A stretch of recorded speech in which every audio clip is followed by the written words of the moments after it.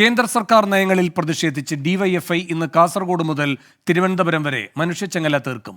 20 ലക്ഷത്തിലധികം പേർ കണ്ണികളാകും എന്നാണ് നേതൃത്വം പ്രതീക്ഷിക്കുന്നത്. വൈകിട്ട് 4:30 ട്രയൽ നടത്തും. 5 മണിക്കാണ് മനുഷ്യച്ചങ്ങല. രാജ്ഭവന് മുന്നിൽ പൊതുയോഗവും നിശ്ചയിച്ചിട്ടുണ്ട്. കേന്ദ്രം കേരളത്തെ അവഗണിക്കുന്നു എന്നാരോപിച്ചാണ് സമരം.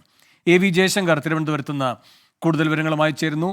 ജയശങ്കർ, എങ്ങനെയാണ് ഇതിന്റെ ഒരുക്കങ്ങൾ പുരോഗമിക്കുന്നത്?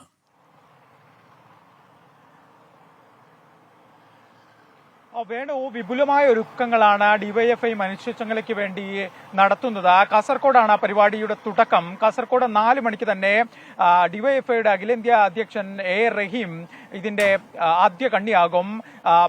ഇവിടുത്തെ പൊതുയോഗം ഉദ്ഘാടനം ചെയ്യുന്നത് ശ്രീമതി ടീച്ചറാണ്. ഈ കണ്ണി ഇങ്ങനെ നിരന്ന മനുഷ്യച്ചങ്ങല രാജ്ഭവന്റെ മുന്നിലാണ് അവസാനിക്കുക. രാജ്ഭവന്റെ മുന്നിൽ അവസാന കണ്ണിയാവുക ജയരാജനായിരിക്കും. ഇദ്ദേഹം ഡിവൈഎഫ്ഐയുടെ പ്രഥമ സെക്രട്ടറി ആയിരുന്നു. ഈ അർത്ഥത്തിലാണ് അദ്ദേഹം ഇവിടെ അവസാന കണ്ണിയാവുന്നത്. പി ജയരാജൻ അവസാന കണ്ണിയാകും.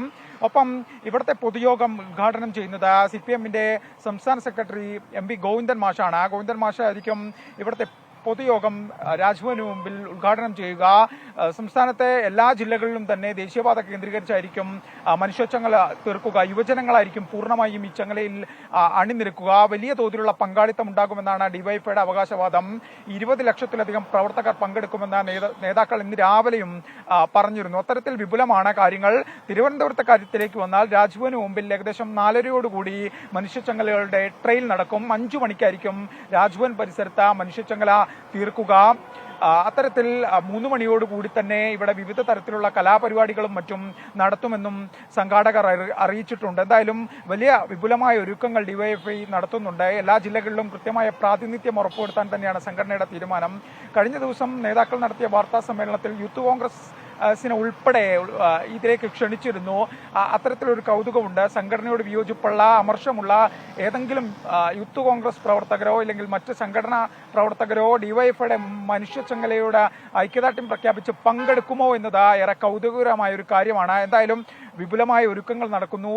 ഏകദേശം വൈകുന്നേരം 3:30-4 മണിയോടുകൂടി തന്നെ മനുഷ്യച്ചങ്ങല കാസർഗോഡ് റെയിൽവേ സ്റ്റേഷനിൽ നിന്ന് ആരംഭിക്കും. A. റഹീം MP ആദ്യ കണ്ണിയാകും.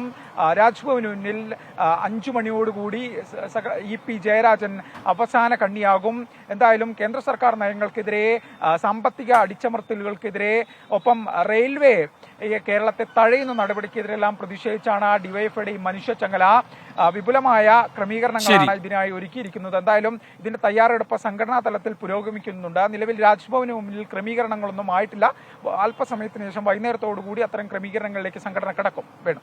ശരി, കേന്ദ്ര നയങ്ങൾക്കെതിരെ ഡിവൈഎഫ്ഐ സംഘടിപ്പിക്കുന്ന മനുഷ്യച്ചങ്ങല വൈകിട്ട് 20 ലക്ഷത്തോളം പേർ പങ്കെടുക്കും.